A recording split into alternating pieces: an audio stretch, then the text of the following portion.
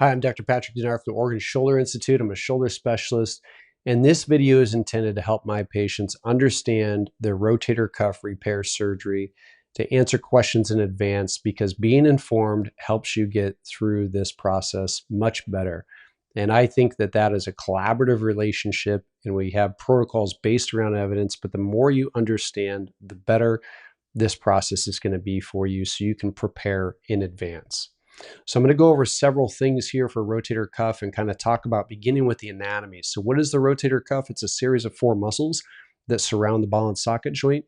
These 4 muscles, the subscapularis, supraspinatus, infraspinatus, and teres minor, moving front to back, help stabilize the shoulder and control rotational range of motion of the shoulder.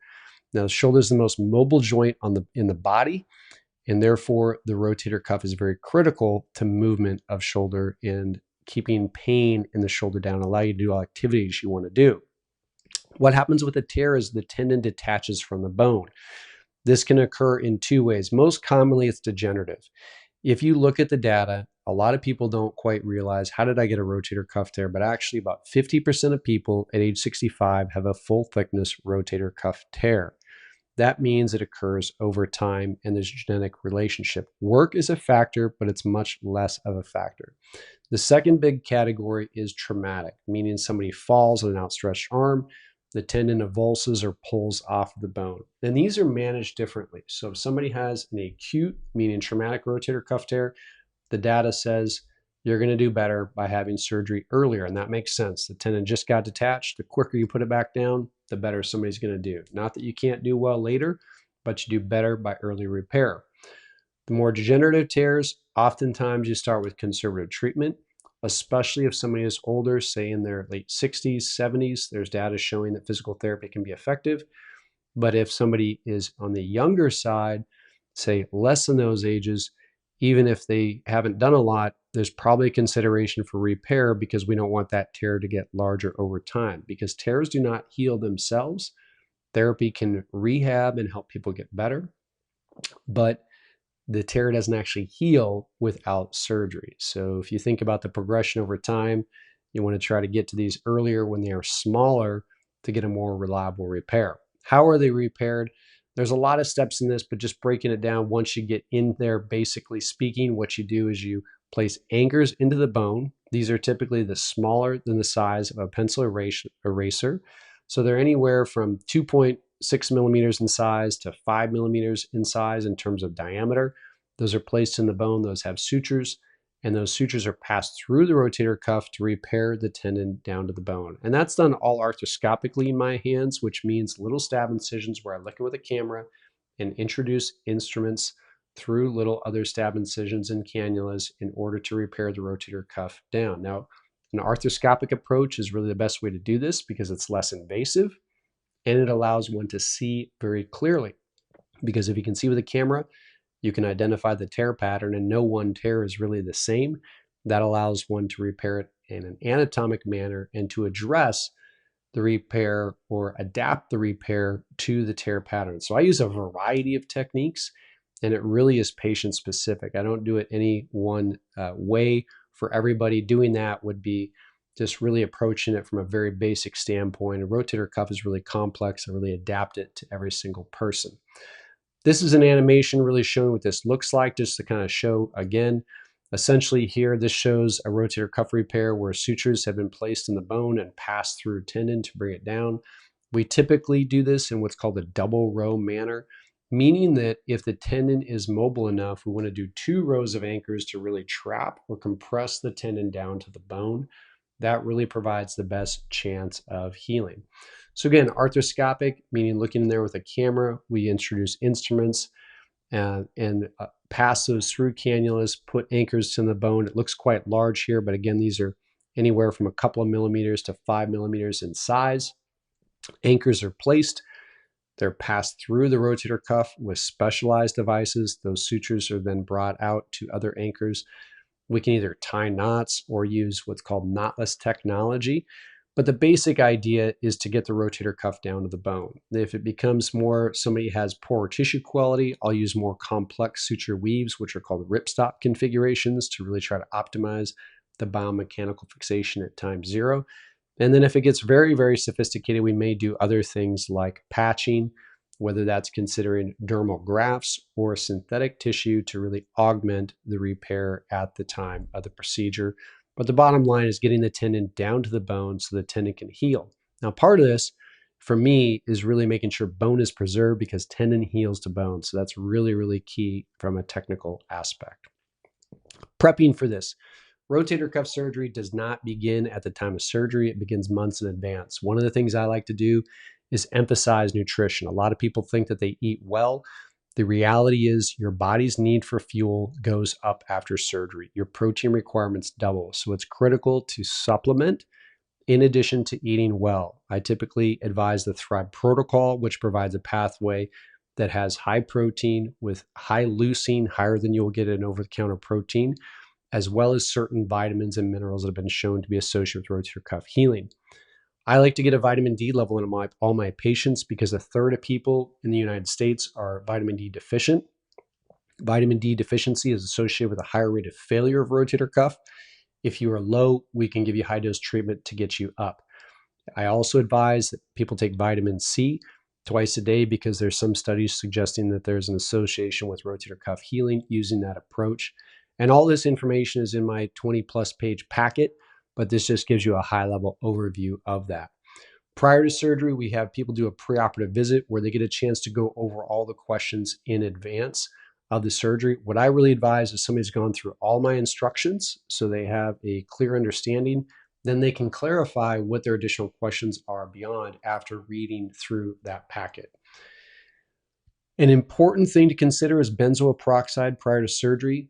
You can get that over the counter. That is also called Clearasil. Now, that's used for acne treatment, as many people know, but the reason that's important is that bacteria that live around the shoulder, called C. acnes, also that produce acne, are actually the leading cause of shoulder infections. So the risk of shoulder infection after a shoulder arthroscopy or rotator cuff repair is very, very low, but we want to take every step we can to reduce that. So I do that on my end with several steps at the time of the surgery. But a simple thing that a patient can do is prior to surgery, put benzoyl peroxide around the shoulder to reduce that burden. It's important not to eat or drink anything the night prior to surgery. However, I would advise carbohydrate loading. Now, if you think about this, the anesthesiologists require that you don't eat or drink anything 8 hours prior to the procedure. And they do that so that your stomach is clear, so it keeps it safe for them. The downside is you have less energy on board. And if you carbohydrate load the night prior to the procedure, it actually stores up glycogen in your body. So you have that immediate energy stored to help you get through the procedure, just like somebody does preparation for an athletic event like a marathon, etc. So again, that's in the Thrive protocol. If you don't use the Thrive protocol, you can use alternatives using carbohydrate loading with a carbohydrate drink the night prior as well. That information is in my packet. The day of surgery, this is an outpatient procedure, meaning you'll go home the same day. It's a general anesthesia, meaning you go to sleep for it. This procedure is typically pretty brief. 1 hour is typically the max. It really varies anywhere from 30 minutes to an hour and 15 minutes, depending on the complexity of the procedure. Again, just through small stab incisions, very, very low risk. You bring your sling to the procedure, which we provide in advance in most cases, unless somebody's coming from out of town, in which case we will get you a prescription, we'll bring it to you, and we will fit it at the time of the procedure. Risk and complications. The risks with shoulder arthroscopy or shoulder rotator cuff repair are very, very low. The risk of infection, is really 1 in several thousand. Overall complication rate is 1 in 100. Really, the biggest thing here is healing variability. And this is where I really put a lot of emphasis on trying to maximize healing potential for people. This is a multi-factorial approach. So nutrition is really key. There's studies showing this is one of the biggest factors within somebody's control. There are other things that you can do as well. You can consider biologics, such as platelet plasma and bone marrow aspirate. You can consider patching the rotator cuff as well. This information is in my packet.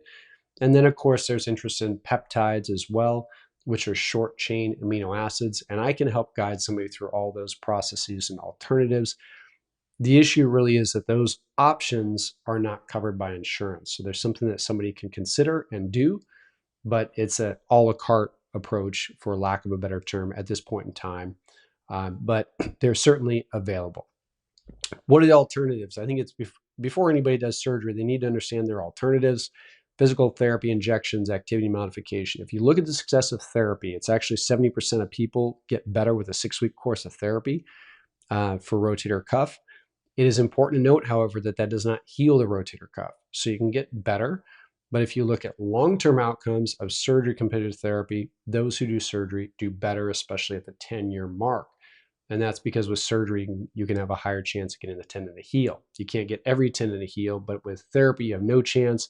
And with surgery, you have a very good chance, depending on your tear. So this really comes down to how much it affects somebody and their age, and kind of putting that together with their function to decide on the individual level. And that's something that we would have done in clinic to really help somebody make that decision. Injection alternatives: platelet plasma, steroids, an alternative. However, with steroids, you really want to avoid steroid within 3 months of shoulder surgery, whether it's replacement or repair, because that raises the risk of infection. And doing multiple steroid injections has a catabolic effect, because it's not just an anti-inflammatory, it breaks down tissue. So that can have some detriment on long-term outcomes of rotator cuff repair. Activity modification is something that people talk about. I don't really think this is realistic unless somebody is really unhealthy or older, because the reality is we all want to live a healthy, active life.